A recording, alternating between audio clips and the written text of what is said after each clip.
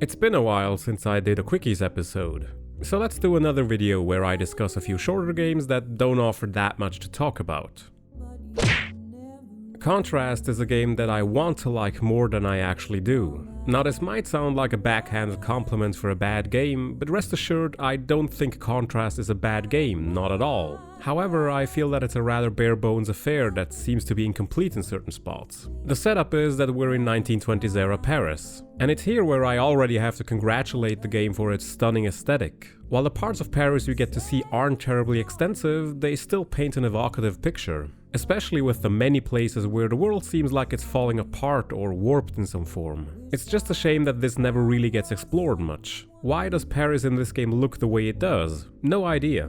Well, I have some clues given the documents you can find throughout the game, but nothing concrete. And these documents, along with a couple of other things I'll discuss in a minute, leave me with the impression that the game was in some ways rushed and didn't get the time and care it needed to fulfill its not inconsiderable potential. I generally like the gameplay a lot. Mixing 3D and 2D platforming works great for the most part. Entering lit surfaces to jump around on cast shadows that form your platforms is a great idea. And it's also nicely expanded with later puzzles allowing you to move around shadow casting objects and light sources to create your own paths along the levels. There are sometimes lulls in there that didn't really feel all that great to play because it's either unclear what the game wants from you, or other times where the way forward is clearly visible but just doesn't work out because the controls can sometimes feel a bit sloppy. And as good as the 2D shadow platforming is, there's a distinct lack of challenge and stuff to do while you're navigating in 3D. It mostly just seems as if the free roam 3D sections are there to string together the actual 2D puzzles, so it's less of a merging of gameplay and more that one is the actual challenging part while the other is a mode of transportation. This becomes especially apparent later on when the game for some reason introduces scenarios where you have to carry around boxes to press switches. I mean, that's basically video game shorthand for insert puzzle here, and it seems more like a placeholder than a cohesive extension of the main mechanics. The story fares a bit better, but not much. Our character, Dawn, is ostensibly an imaginary friend to Dee Dee, a little girl who Dawn has to help throughout the game. Now, without wanting to spoil it here, there are again certain documents you can find later on that clue you into who Dawn is and how she got to be Dee Dee's imaginary friend. But again, even beyond having to learn this from collectible documents instead of organically over the course of the game, the idea of what we're seeing being a parallel reality or quasi-dream world is never much explored or explained. Why can Dee Dee see us when nobody else can? And why can we see Dee Dee when everybody else is just rendered as a shadow? Are kids in general visible to us, or is it just Dee Dee, and if so, what makes her special? There are seemingly no answers to these questions. Now, the main narrative doesn't really revolve around the character we're playing. It's more about Dee Dee and her relationship with her parents. Her mother is a singer at a local nightclub. She's estranged from Dee Dee's father because he's a bit of a deadbeat, always looking for new get-rich-quick schemes, while at the same time wanting to rekindle his relationship with Dee Dee's mother. This time he thinks a circus might do the trick, and his obstacles here are securing funding from investors in order to convince the headlining illusionist to join his venture. And most steps in this process involve helping Dee Dee's father by getting through a few of the 2D platforming challenges. Even once the circus is built but largely non-functional, it's up to Dee Dee and Dawn to fix things. As a framing device, it's certainly not bad, but it just keeps the player character largely removed from anything. The story is a passive affair, and since Dawn is literally invisible to everybody and can't interact with anyone except Dee Dee, it means that our presence as a player is more akin to a ghost in a haunted mansion. Now, I reiterate, I don't dislike Contrast. I liked most of the gameplay that was there. It's more the framing of the narrative and how generally there seems to be more hinted at through the collectibles and what's actually there in the game that I find regrettable, and that leaves me with this feeling that the game might have at one point been intended to have a much larger scope than it ended up having.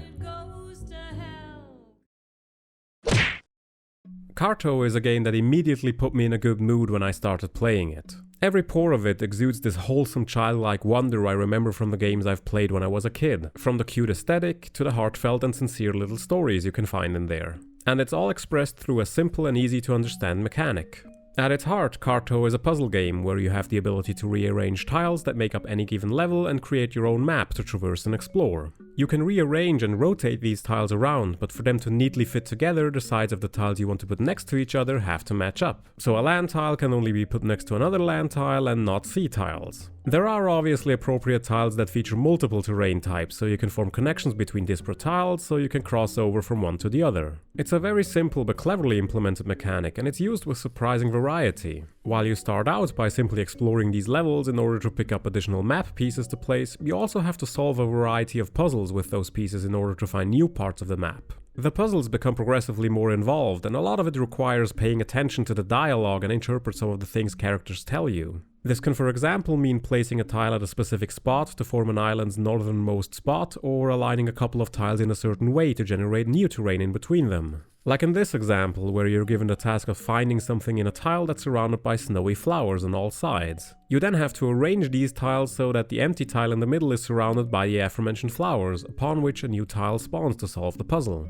As you can guess, the game starts out with only a small variety of tiles that gradually expands to offer more terrain types. The game also starts off by letting you move around individual square tiles and then moves on to combining these tiles into larger shapes, with the last couple of chapters having shapes inspired by the Tetronymos from Tetris. I like how the game manages to keep a really tight focus on these puzzles, especially whenever you visit the chalet and get to rearrange the rooms within it, or whenever some other puzzle follows the same rearranging gameplay in a different context. Narratively, the game is also fairly simple and straightforward. The basic gist is that Carto is flying around in an airship with her grandmother, who introduces her to the concept of rearranging parts of a map to change the environment around her. When Carto accidentally combines the airship with a thunderstorm, she and a bunch of map fragments gets blown out of the vessel, the latter of which getting spread all around the world. The goal is for Carto to gather up all the map pieces to get back to her grandmother. This takes her around a bunch of biomes to meet characters with a variety of problems that predictably all get solved by Carto through her power to rearrange the way the map looks. But what really elevates this experience is the way the characters are written.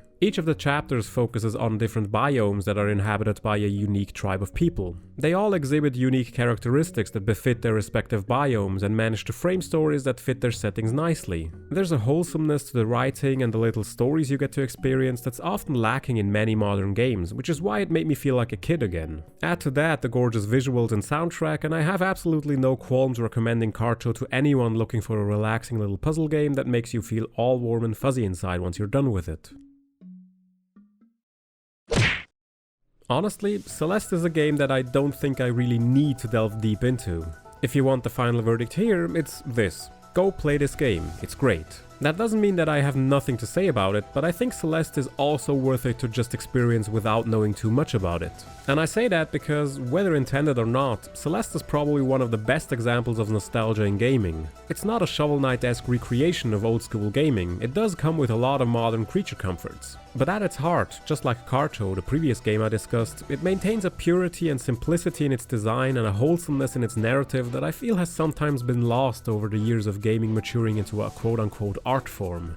In essence, Celeste is probably the purest form of what can be called a platformer. The point is to climb Mount Celeste, which involves a quite frankly astounding number of levels to get through, covering a wide variety of challenges to overcome. And that's just if you intend to get to the summit and call it quits. Because each of the sections also has what's called a B-side, which houses even more and even harder levels to really give players the ability to test their prowess and mastery of the magnificently tight movement controls. Now, I'm not going to claim that I've beaten all of those challenges. I got to the summit and at that point basically had my fill, since I was satisfied with what I had achieved by the end of the main story. I like the fact that the game does offer a meaty challenge for those seeking one, but doesn't needlessly gatekeep reaching the end behind it. Now, Celeste isn't some deeply plot-driven game, there's not much that really happens. But that's not really the point. The point of climbing the mountain is for Madeline, the girl we get to play as in Celeste, to find a sense of achievement. It becomes apparent very quickly that Maddie is troubled by a bunch of anxieties in her life that leave her with a lot of doubt in herself. And scaling the mountain is intended as a sort of therapeutic experience for her. I love how the game reinforces said doubt by manifesting Maddie's feelings of inadequacy as the game's villain character, personified in what the fanbase calls Badalin. The conversations between her and Maddie offer a ton of insight into what it feels like living with these feelings. And portraying the struggle of climbing that damn mountain with all the setbacks Maddie encounters along the way really manages to serve as an excellent parable to the intended thematic exploration of anxiety. What really sells this is that final reconciliation between the two, which in turn grants Maddie the ability of a triple jump that makes the final ascent to the summit possible in the first place. It's a fantastic way of weaving gameplay and story into one, where the struggle to overcome the challenge of the level design is directly tied to the character overcoming their inner struggle and finding the strength to beat the challenge in front of her. And I like how the point of the game isn't to beat battle in and therefore frame a person's negative aspect as something that's supposed to be vanquished. Rather, the metaphor goes for acceptance and self-actualization. And it's not like the game is this relentless back and forth between triumph and despair. Along the way, Maddie encounters a few other characters. Among them is Theo, a fellow traveler climbing up the mountain, into whom you run a bunch of times over the course of the game. He's a very warm, supportive and comforting presence in the game. He feels like an extension of the developers behind Celeste themselves, since the game itself often reminds you to not fret over missing a couple of the collectibles. It's clear that even though Celeste can be a very hard game if you want to beat all the challenges that are there, you shouldn't feel pressured to do so. And that's the same ethos Theo exhibits. His interlude, where he comforts Madeline suffering from an anxiety attack, is simply brilliant. Yeah, it doesn't have much to do with the central platforming mechanic, but it's a piece of interactive storytelling that really manages to succeed at conveying an emotional state through gameplay. Celeste is one of those rare packages that doesn't just fill you with a sense of accomplishment for beating its challenges, but also successfully puts you in the shoes of someone else and lets you walk a mile in them. God knows how many games I've played where I'm supposed to control and identify with a character overcoming some kind of personal challenge, but few have managed to really make me give a damn about it. So yeah, Celeste is a great game, both in terms of gameplay and narrative, and if you haven't by now, you should really check it out.